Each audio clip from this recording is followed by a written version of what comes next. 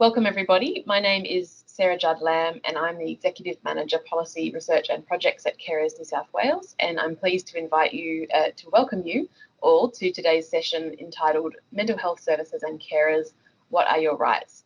And that's webinar number 5 of the 8-part free webinar series called Know Your Rights, which has been developed by Carers New South Wales in partnership with the Carer Rights and Complaints Network, of which the Healthcare Complaints Commission, who's hosting today's tech, is a part.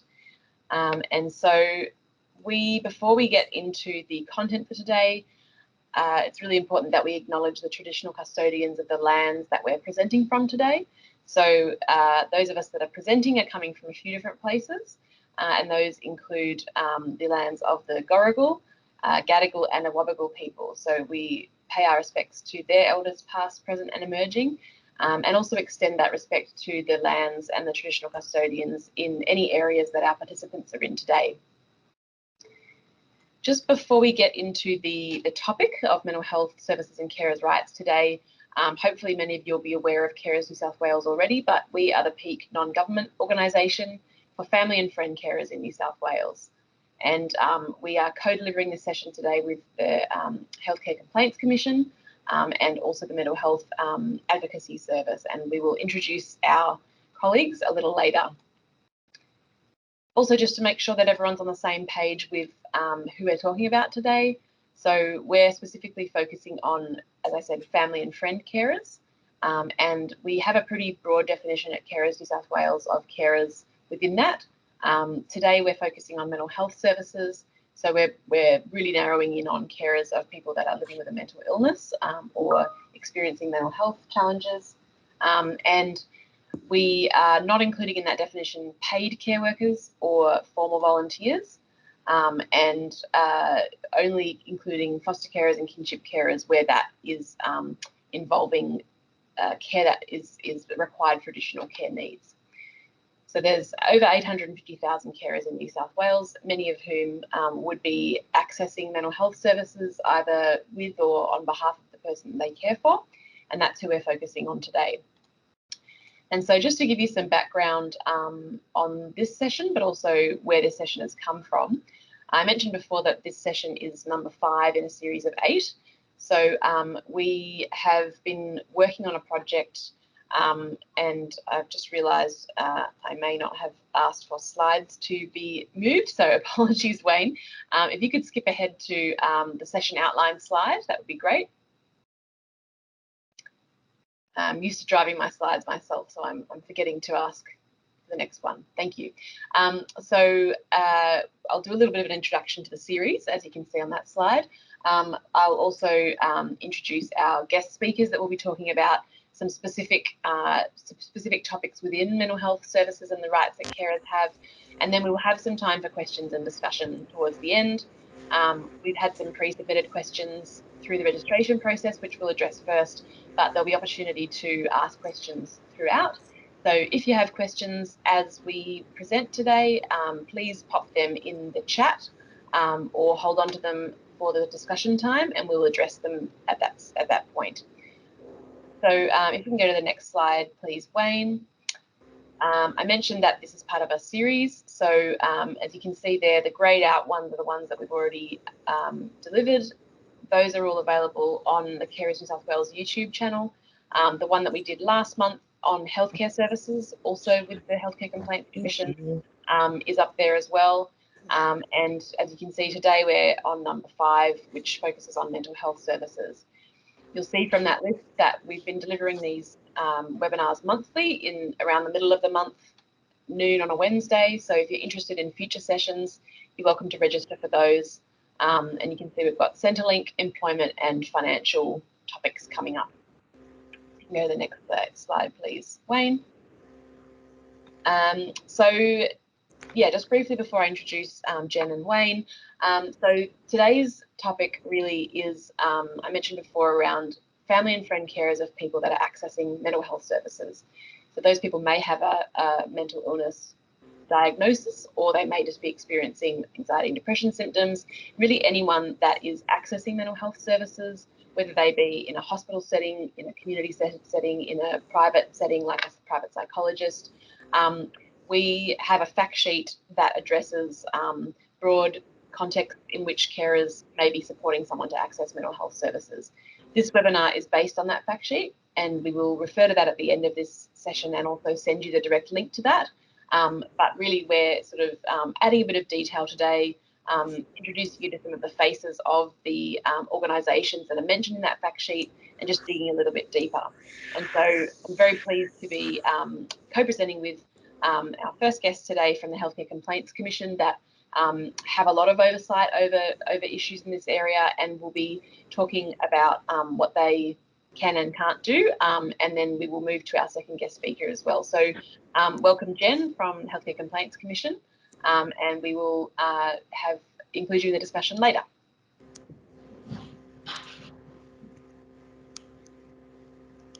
Good morning, everyone. I'm Wayne Farmer. I'm with the Healthcare Complaints Commission, and you've met my colleague Jen.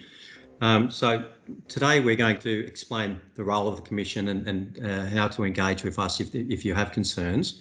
The Commission itself we're a New South Wales government department. We're independent of the Ministry of Health, and our main role is to help resolve disputes and to protect the public. The Commission deals with complaints, or has jurisdiction to deal with complaints relating to both public and private settings, and we also deal with complaints around both organisations and individual practitioners. Now, those individual practitioners also extend to whether the practitioner is a registered practitioner or someone that requires registration, such as a doctor or a nurse or a psychologist, for example, or if it's a practitioner who does not require professional registration. So if it's a massage therapist, as an example, the Commission has jurisdiction to deal with all healthcare services provided in New South Wales. The main role of the Commission, as we've mentioned, is to deal with concerns around the quality of care and treatment, and also the professional conduct of any individual health practitioner. So that can include information about or concerns around people having worries about their diagnosis or issues with their proposed treatment plan, medication issues that come up. Communication issues is a big one. We often see that in a large percentage of complaints that come to the Commission, communication is a key element that arises. There can be issues with lack of care, delay in care, discharge planning, all of those sorts of things. What the Commission is not able to do is to resolve a dispute or a complaint about any decision that's made about involuntary admission of a person to hospital under the Mental Health Act, or if there's a disagreement with a decision to put a community treatment order in place. We've got Todd from the Mental Health Advocacy Service that can talk us through later on in the presentation about what some of the options are there for people who hold these sorts of concerns. These sorts of areas is where we'd be likely to suggest people seek some advice and guidance from Mental Health Advocacy Service or the official visitors. So, Jen, did you want to speak to this point? Hi everyone, I'm Jen. In the first instance, we usually do recommend that when concerns first arise, it can be a good idea to, contact the doctor or the person at the health service in the first instance to see if they can help. And in our experience, in most cases, health service providers will want to work with people to try and resolve complaints. We understand that it can be quite nerve-wracking, I think, to make a complaint, and that's certainly something that comes up in feedback, when we're talking to people. We do have some tips on our website about how to raise concerns locally when they first arise. But of course, in some cases, it just won't be appropriate to raise those concerns locally. That might be for many reasons. And in those instances, of course, people can come to the Commission directly to raise their concerns. But where possible, going to the health service in the first instance can be a good way of having that conversation and rebuilding trust and understanding what the issues are that have arisen. And I think next up, Wayne, we've got a few tips here. And as I said, we have got more on our website, but starting early when the problem first arises. And I think being fair to the health service as well. Sometimes they might not be aware of the problem. There might have been a misunderstanding or miscommunication, and giving an opportunity for them to put that right if there's a possibility to do so. Sometimes having a good understanding about what the key concerns are, and sometimes doing a little bit of prep before and just having some notes, because it can be quite overwhelming to have those discussions. And so sometimes doing a little bit of planning before, jotting down some notes and being able to speak to what the key concerns are can be helpful. Thinking about who was involved, what actually happened, what you'd like to see as a result of your complaint. And as I said before, on our website, we've got some tips there for how to have phone calls, how to write letters, and how to have meetings when you're wanting to try and resolve concerns locally with a health service provider. But of course, we understand that not all concerns can be resolved locally, and that's where the role of the Commission comes in. We are independent. We're impartial. So we look at concerns with a fresh set of eyes. We don't report to the Ministry of Health. We're an independent body, and we determine the best way to resolve concerns when complaints are raised with us. So making a complaint to the Commission, the legislation requires that all complaints must be in writing. So we have developed an online portal. And that portal actually provides some prompts to help people when they're making a complaint to make sure that we get all of the relevant information that we need to assess your complaint. We do understand that sometimes people might not be sure about making a complaint. They might want some advice about making a complaint. They might want to actually speak to a person. We have a fantastic inquiries team here at the Commission who will pick up the phone. They will chat to you in the first instance if you need some advice about making a complaint, you're not quite sure what to do. And if you require special assistance to make a complaint, then they may be in a position to create an appointment with you and to sit with you and actually to support you to make that complaint. So we do have that service as well, because we don't want there to be barriers to people who want to raise concerns with us. So our inquiry line is a really great place to start if you're not quite sure and you want to speak to somebody. But after that chat with the inquiry line, if you did want to proceed with making a formal complaint, that complaint needs to be in writing. And I guess one of the other messages that we want to make people aware of, because we know it can be quite stressful waiting for the outcome of a complaint, is that it can take 60 days for us to assess a complaint. I did make Bubba sandwich, eh? Jen, I think your microphone might be on. Oh, great. Thank you. So during the assessment process, we will gather appropriate information, and that may be the information that you've provided. We'll have a look at that. At times we'll need to go to the health service or the practitioner that's involved and seek a response from them for more information about what's happened. We may need to retrieve medical records. At times, if there are clinical issues involved, for example, issues about medication, we may need to get some clinical advice to determine, has the appropriateness and the adequacy of the care that's been provided. And if the complaint is about a registered health practitioner, so a doctor or a nurse or a dentist, we will also consult with the appropriate health professional counsel so we can make an informed decision about what we should be doing as a result of our assessment process.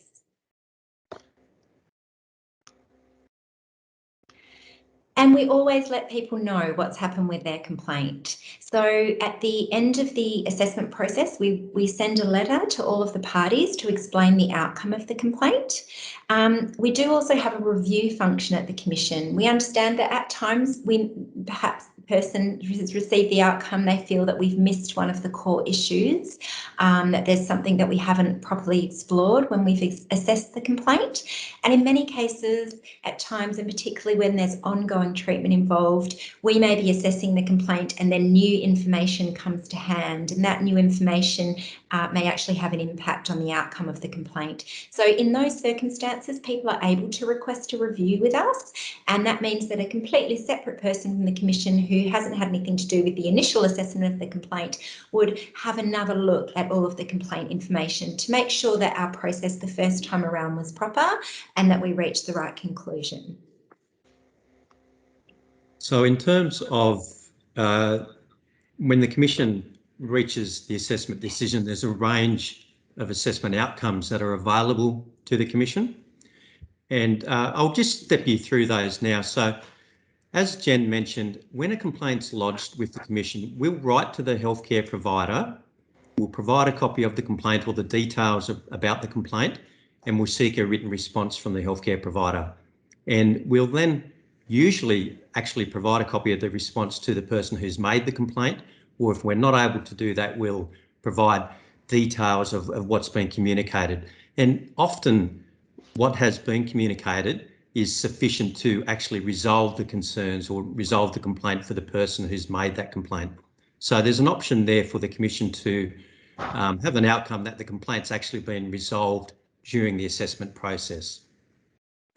In some instances, the Commission, again, once we've obtained a response, we've had a look at all of the information available to us, and that may have included consulting with a relevant professional counsel, seeking internal or independent clinical advice, we may determine that there's not a significant public health and safety concern or any significant departure from the expected standards of care, treatment or conduct by a practitioner as to warrant the Commission remaining involved.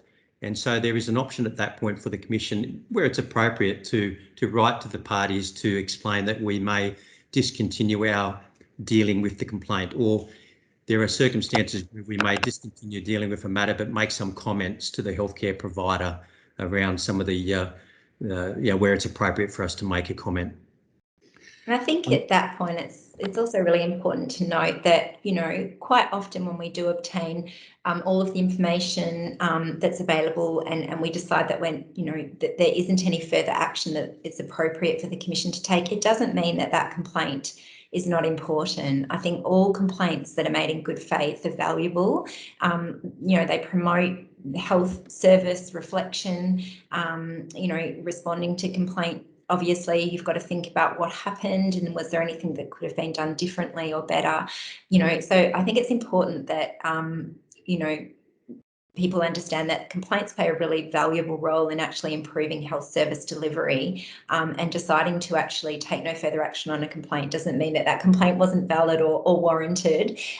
Hopefully the explanations provided through the assessment process will help people to understand why we have decided not to take further action in that particular scenario. Another possible assessment outcome is that, and this particularly applies where we're assessing a complaint about a health professional, an individual who requires professional registration, is that when we consult with the professional counsel, it's determined that there's a need to refer the matter to that professional counsel for some ongoing follow-up or management by the counsel.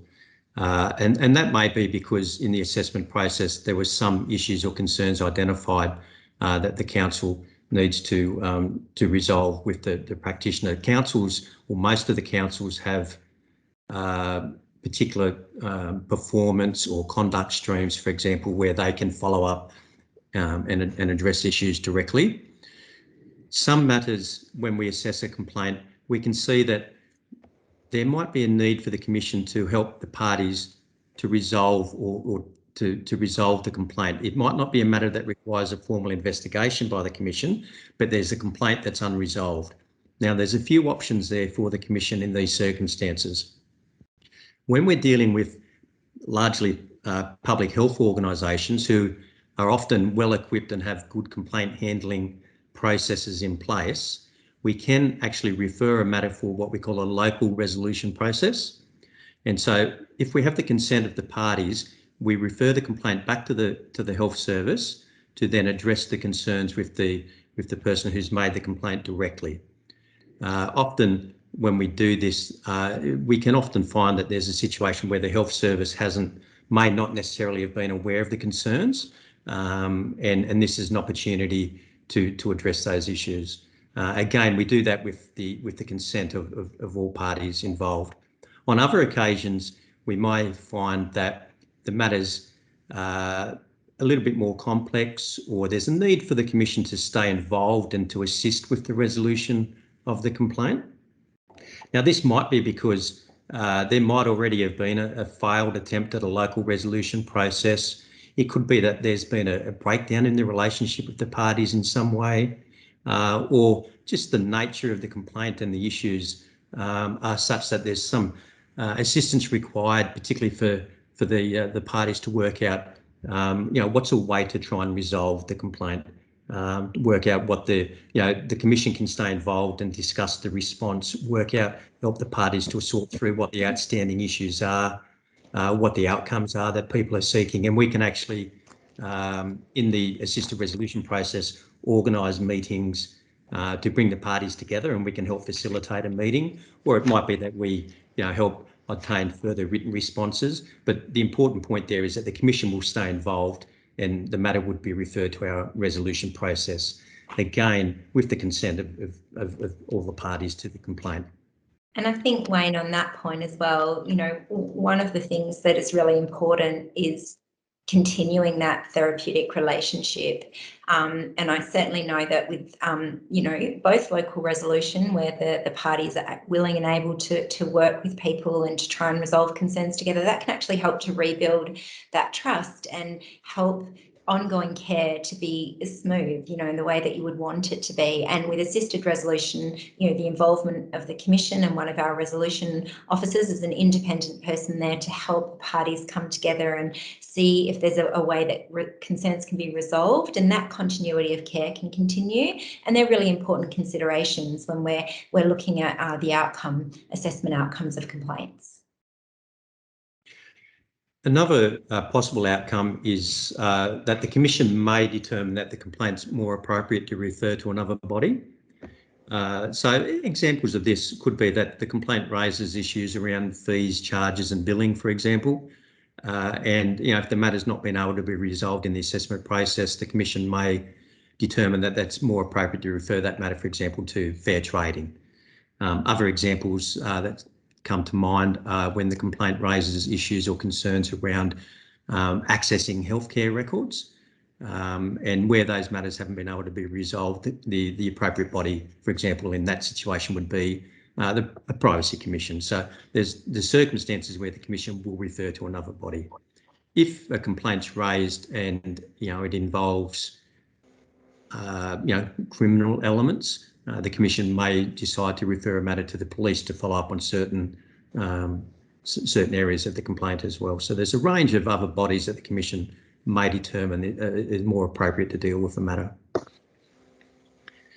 Finally, the last point that we've got there is, as a possible outcome of an assessment, is that the Commission, on gathering all of the information, on looking at the records, on looking at the information received from the healthcare provider and the complaint, identifies that it appears that there's a significant public health and safety concern, or it appears that there's evidence that an individual practitioner has departed quite significantly from the expected standards of care, treatment, conduct, those sorts of things. So one of the key remits for the Commission is that we act to safeguard the public.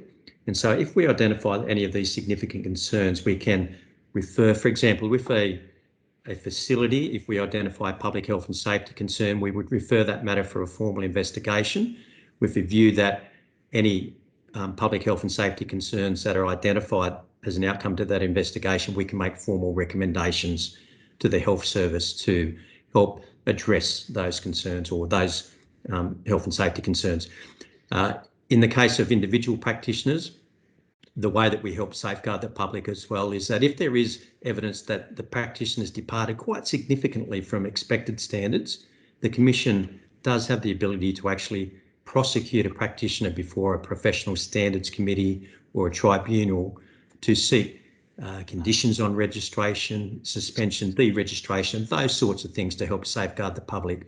Or in the case of individual practitioners who don't require a professional registration, we also have the ability to place prohibition orders on practitioners to limit their involvement in the healthcare setting. So, for example, if there was a massage therapist who was inappropriately, touching clients or whatnot, there's an example where the Commission could issue a prohibition order saying that practitioner can't provide massage services. So they're the sorts of things we look at in terms of trying to safeguard the public.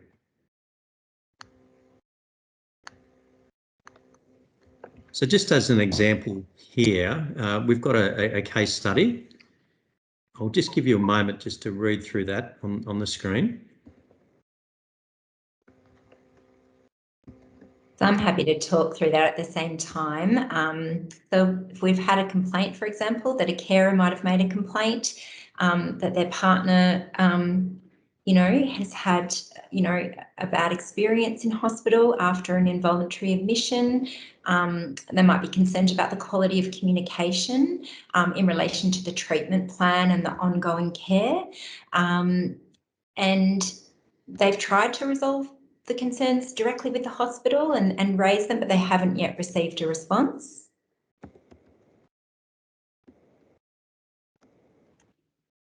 And so in a circumstance like this, we might write to the hospital and ask them to respond to the concerns that have been raised. And in this particular example, the hospital's written back to the Commission.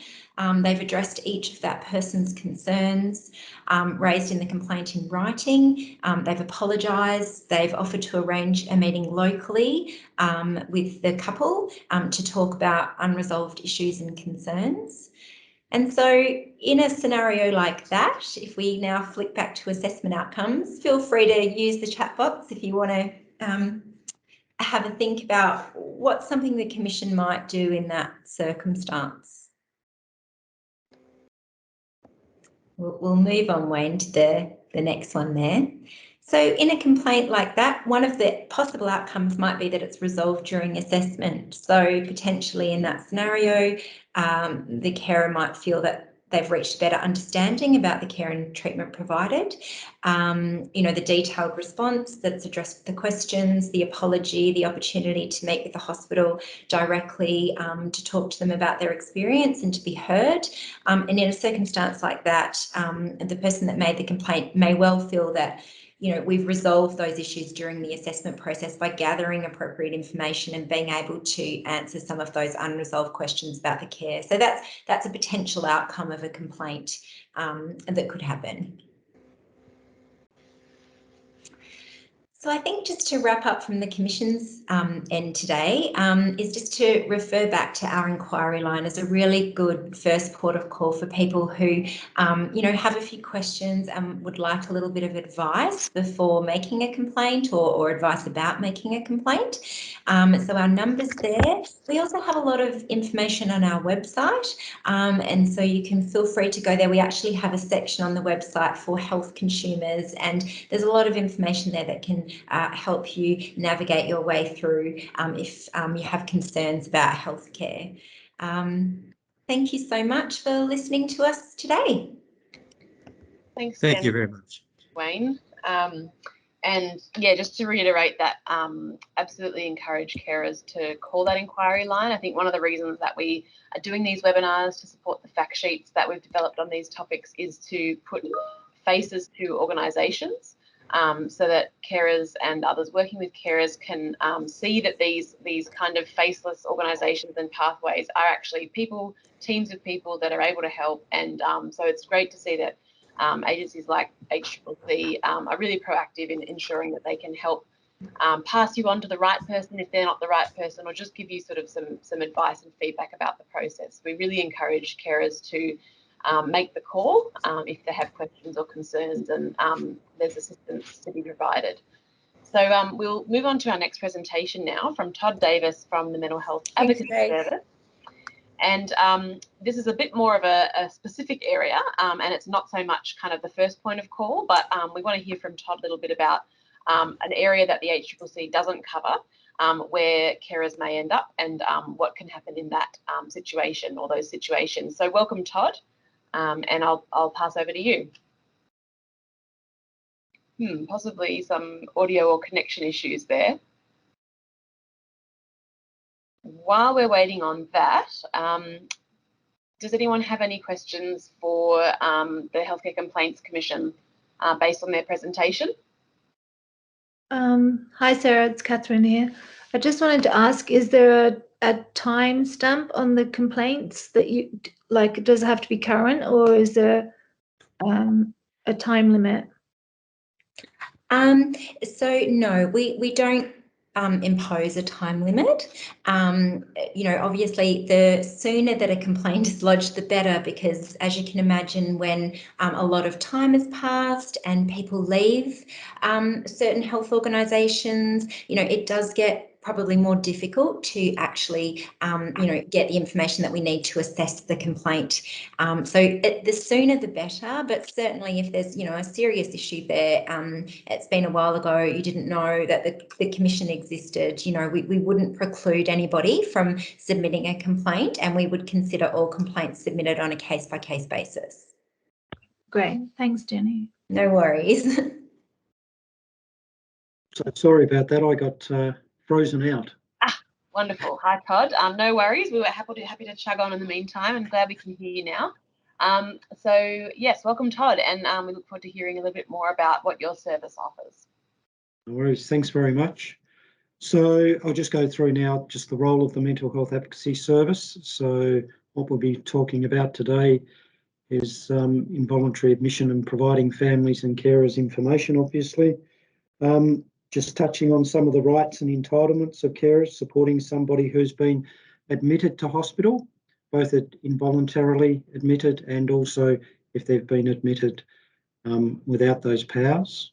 When, how and why carers might contact the Mental Health Advocacy Service, and the scope of what we can do for carers in supporting them. So the Mental Health Advocacy Service, we're part of Legal Aid. It's a specialist service. It's got about 12 in-house full-time solicitors, some support staff, social worker and so forth. But we essentially provide a legal service to patients. We don't provide a legal service to carers.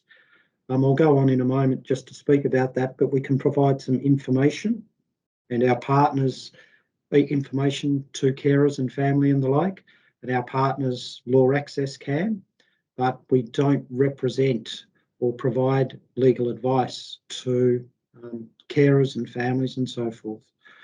So what we do is we provide advice, minor assistance. Minor assistance is a little bit more than advice, like writing letters and so forth and communicating with third parties, and providing representation before the Mental Health Review Tribunal and the Supreme Court for people who are subject to the Mental Health Act, which is the most familiar mechanism that people would probably be across in this forum. Also the equivalent Forensic Provisions Act, the Guardianship Act and the New South Wales Trustee and Guardian Act.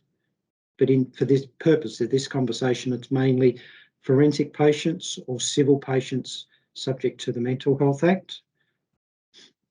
So what we don't do is, because of our name, Mental Health Advocacy Service, what we don't do is we do not provide a broader form of advocacy for people who experience a mental illness and or an intellectual disability. So that is that we don't agitate or we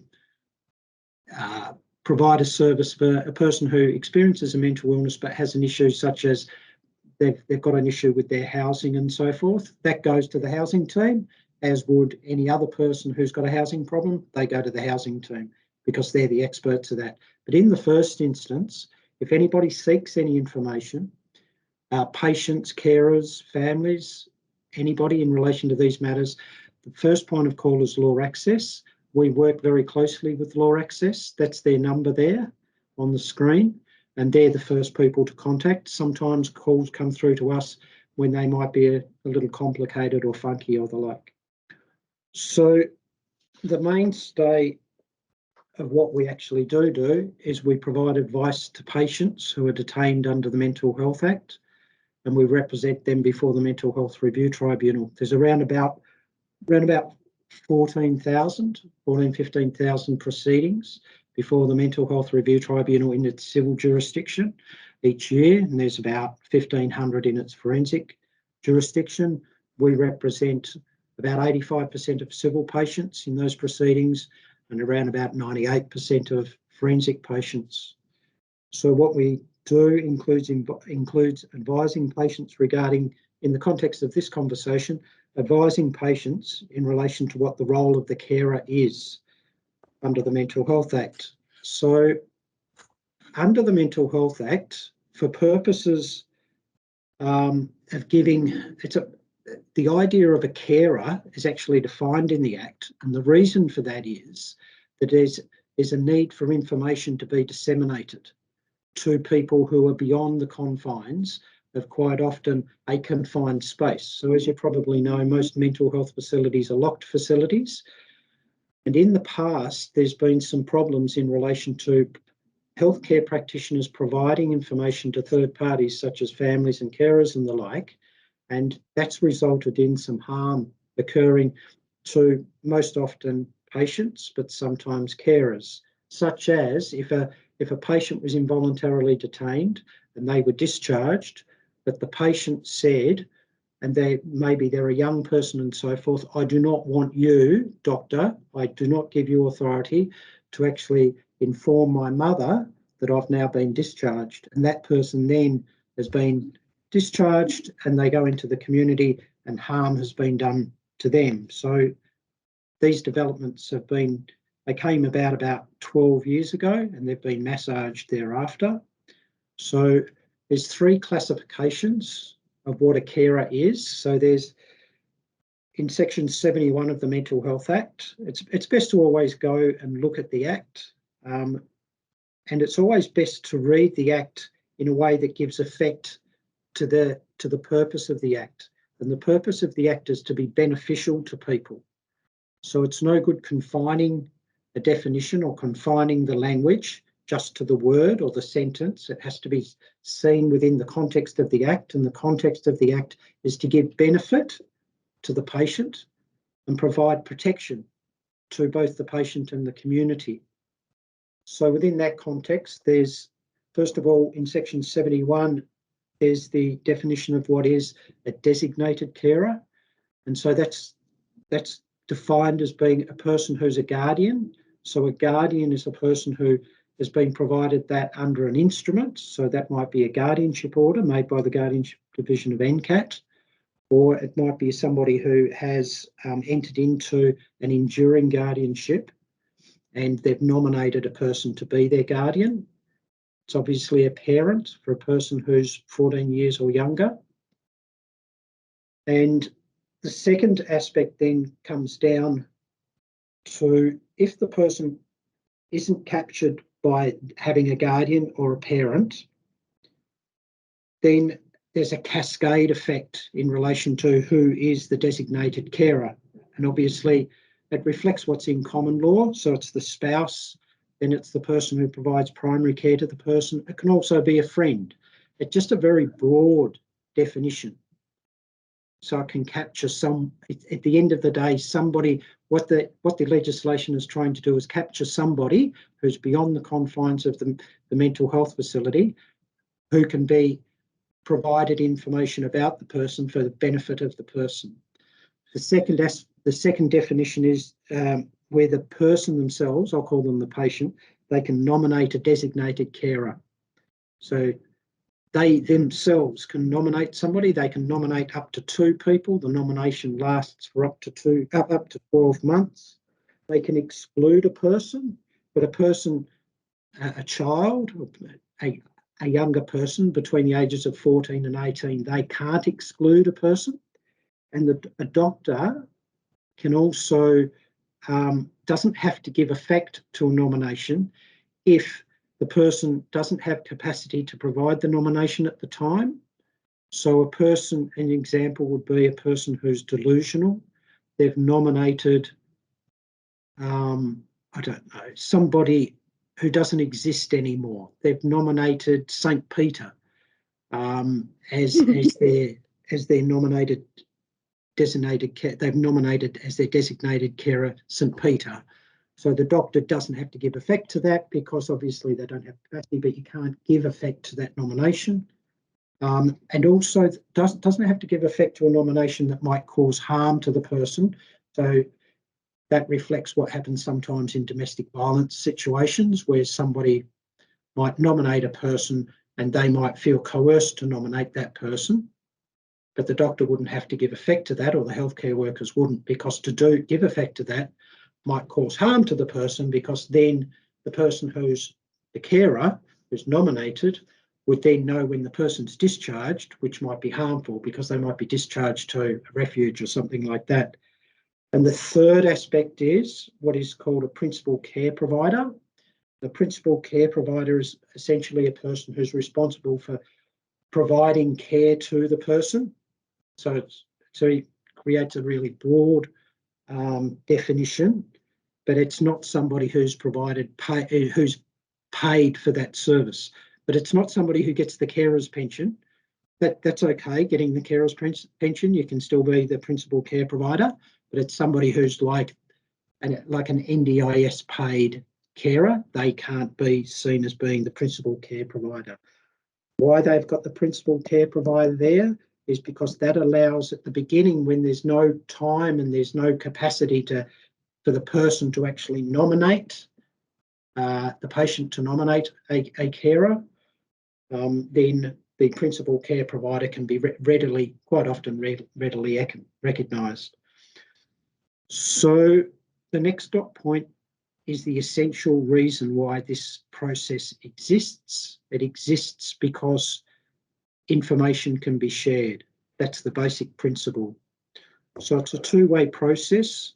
So the carer or the principal care provider, but I'll just put it under the one banner of carer, knowing that it's always premised on those definitions. It's not beyond that. So the carer can ask questions such as, what medication is the patient being prescribed? There's also a positive obligation on the mental health facility to inform the carer when a mental health inquiry is listed, and technically they have to provide a specific notice to the person that provides specific information. And a mental health inquiry is the first presentation a person has before the Mental Health Review Tribunal after they've been detained and the hospital want their detention to continue, and that usually happens around about 2 weeks after they've been detained. Also have to inform the carer that the person's been detained. Okay. If the person is in a hospital and they've gone AWOL, they've become absent, they have to inform them. They've been transferred to another facility, so going from one hospital to another. If they're about to be discharged, there has to be a conversation, or there's an obligation on the hospital to do what is reasonably practicable to have a discussion with the carer in relation to discharge planning. If the involuntary patient or person detained is their status is being changed to a voluntary patient, they have to be informed. If there's an intention to seek ECT, ask an involuntary patient or a person who doesn't have capacity, both. If the doctors wish to administer ECT, electroconvulsive therapy, they have to tell the carer. Or if there's consideration for the person undergoing surgery, having a surgical procedure.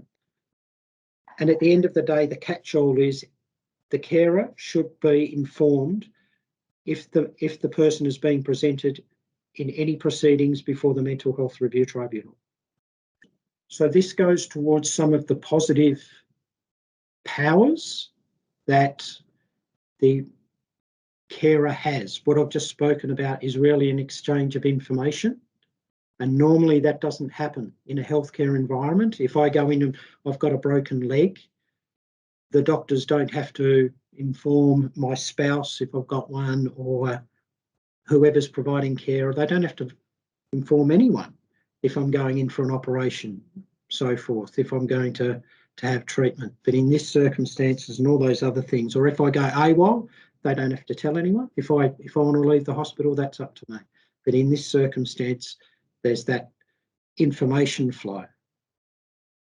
Above and beyond that, the carers have these other powers. So one is that if a person's detained, they can ask the doctor that the person be discharged. And if that request is refused, then they can seek an appeal that's heard before the Mental Health Review Tribunal. That's an appeal against the doctor's refusal to discharge the person. Okay. They can also consent to surgery. They can be the consenting party if the involuntary patient is not capable of consenting and the Secretary for Health, agrees that surgery should be given. So they form, there's a protective mechanism there, and it also goes before the Mental Health Review Tribunal. They can also apply for a community treatment order, but I've never seen that. I've done this for a few years. I've never seen a carer apply for a community treatment order. They're also supposed to be notified if a carer is supposed to be notified if there's to be an application by the doctor to revoke an existing community treatment order. Or under section 66A, which I haven't put down here, which is also that if a person's under a patient's under a community treatment order and the doctors aren't seeking a further community treatment order, the carer should be notified that that's the case, because there might be concerns that they should have another one. They should be subject to another one. Section 26 is very interesting. I see there's some questions from people in the regions. A carer can actually request a person be subject to detention and that request goes to the doctor, and the doctor can actually fill out the form that allows somebody like the police and so forth, or Rambos, to take the person to a mental health facility to be assessed and detained, and they can be detained for that purpose of transport. But that only exists in circumstances where distance means it's not practicable for the person to be examined. So you'd have to be like out in the middle of the bush somewhere, and basically the doctor can't come on, and the partner knows that the chap has got a serious illness, it's ongoing, he's deteriorated and so forth, rings up the local GP. The GP says, yeah, no dramas. They can sign the form, they can get the local copper to escort the fellow to the local hospital. Okay, so it's protective again. There's one thing that I thought I'd just touch on, that there has been on occasion, some people think that, as I said, a person who nominates a carer, the patient nominates a carer, they can also exclude people. But if they exclude people, that does not mean that the doctors can't contact that person who's excluded, asking them for information, because the exclusion just says that I exclude, it might be my partner, I exclude my partner from being my nominated carer, okay? But that just stops the information from the doctors and the hospitals to the carer, okay? That doesn't mean that the hospital can't ask the carer for information, because it's fundamental to mental health care that the doctors and the healthcare workers be provided information, okay? Because confidentiality only goes from the doctor and the healthcare workers providing information to third parties. It doesn't go from third parties providing information to the doctors and healthcare workers, okay? Because that's become a bit of a confusion in the recent past. So the mental health advocate, just to wrap this up in a snapshot, so we can provide information to people if they call, but call law access first. Quite often we see carers in hospitals with patients, and sometimes we have a chat. Sometimes if patients want to make applications to be discharged, we match up an application to be discharged by the patient, match it up with the primary care, the nominated carer, match them up, and then therefore you've got a weightier application. There's also the issue that if a person's even found to be a mentally ill person as defined under the Mental Health Act, you can actually make an application that they be discharged into the care of the nominated carer. So despite the fact that they might be unwell, the argument goes that the carer is there before the tribunal. That provides a less restrictive form of care that can provide safe and effective care. So that's where the carer comes into play. And I suppose the passing comment is that for our purpose is our client is the patient. So we can only share information about the patient with the patient unless the patient provides us consent to provide it to the third party. So that's the mainstay of why we can't act for and really provide legal advice to carers. Of course, most of the information we've got is about a patient. And the other thing is quite often that the patient we represent, they might not necessarily be in the same space as the carer.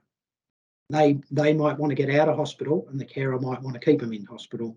And so there's obviously an ethical and moral conflict there. So to actually keep that space, but we've got no problem by providing this type of information to people, and providing information as power. And if carers, want that information, law access, sometimes ask conversations in hospitals, so forth. Okay, thank you very much. We may need to wrap up there, but that's excellent. And yeah, I know we had a question earlier from one of the participants today. We don't have as much time for Q&A as planned, but it was important, I think, to let Todd tease out those concepts, because that's really important to these fact sheets. And coming back to that point around most of these kind of complaints pathways and mechanisms really are focused on the patient or the person living with mental illness. But as I'm sure you can have seen today from our guest speakers, there's real knowledge and will for these agencies to ensure that they're doing their best by carers, and there are some rights within the Mental Health Care Act, as Todd explained, for carers. So hopefully that's been useful.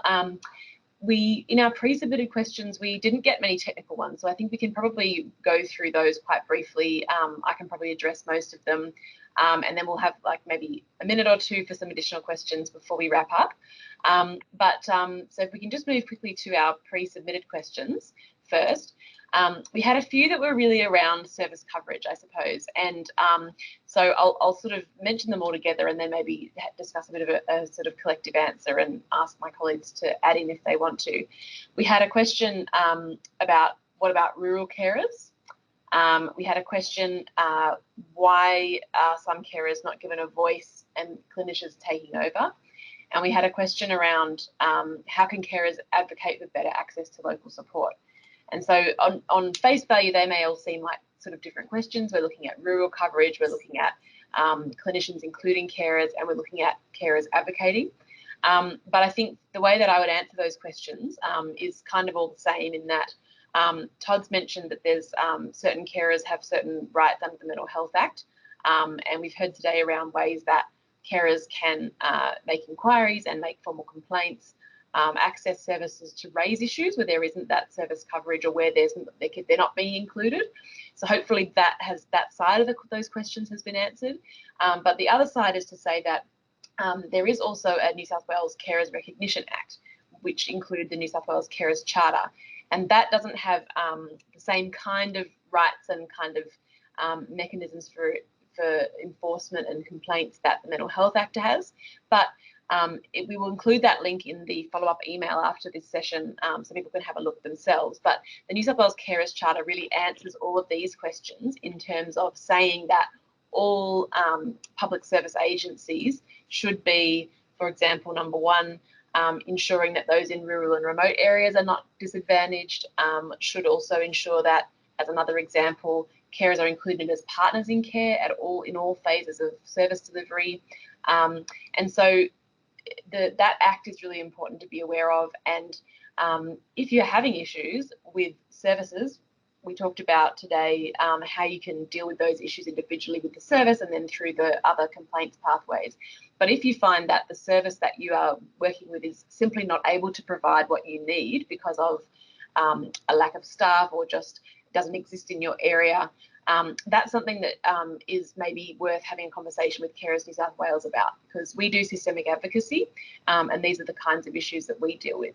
So in the email that we will send out after the session, we'll provide the contact details for our policy team, and we are very happy to log case studies where there are service access issues in rural areas, or if there's continuing problems with having carers recognised, and then we can suggest some options around further advocacy or actually incorporate that into our advocacy. So I think for those people that had those questions, if you want to follow up with the policy team directly, we're happy to have a further conversation about that. Feel free to respond to the email that we send today, and we are happy to put you in touch with the appropriate speaker if you have a question. So what I will do is wrap up the presentation, and this presentation is being recorded, so it will be available on our YouTube in a little while, so that you can check back and go back into the detail if you'd like to. But I just wanted to draw your attention to the slide that you can see there. So I mentioned before that this webinar is based on a fact sheet. That fact sheet is intended to summarise the key points of the information we presented today in as plain language as possible. So we will send you the link to that. Feel free to review that as a bit of a refresher for the key points today. But the key point we wanted to give you is phone the Healthcare Complaints Commission. If you have any questions or issues in the health or mental health setting, it's important to sort of take those steps. And we understand that carers can have a lot going on, can be really stressed, be facing problems and not know what to do or where to go with that. So we really want to encourage carers where they can to contact those people. We're trying to convey that information in a simple way through the fact sheet and this webinar. And yeah, you can see that people really do want to help with those issues. The other areas that may be relevant to today are disability services and health services. So you are welcome to refer to the other fact sheets and webinars on those topics as well, if that is relevant to the person that you're caring for. So just wanted to say thank you again to everybody. We will send a follow-up email with the information we've mentioned today. If we've missed anything, feel free to come back to us. But as it's 1:01 now, we should probably formally close. Thank you to Jen, Wayne and Todd very much for your expert input today, and to all of the participants online. And we hope to see you next time.